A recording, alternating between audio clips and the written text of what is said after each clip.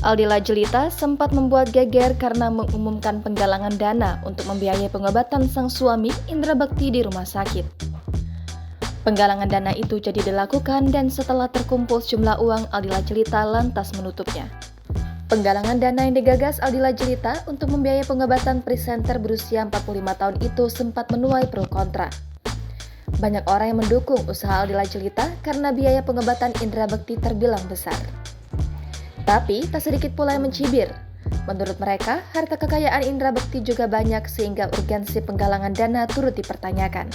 Indy Barens sebagai sahabat kental Indra Bekti mengakui sempat menasihati Aldila Jelita saat hendak menggalang dana.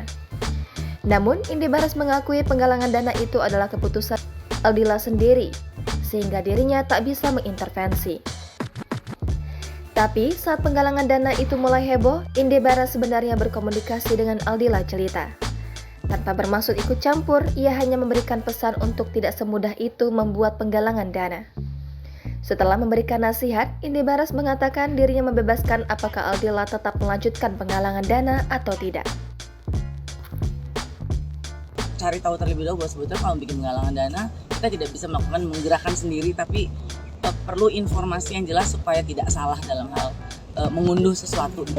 Ya, kalau bicara setuju atau enggak, aku nggak bisa bilang apa-apa ya gitu, karena hak dari Dila sendiri atau hak dari teman-teman lain yang mungkin para istri yang harus melakukan seperti itu karena nggak tahu atau memang memerlukan situasi yang cepat untuk diputuskan.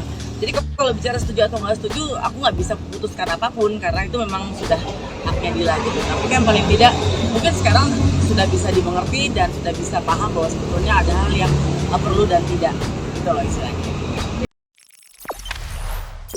Jangan lupa subscribe, share, komen, dan like ya.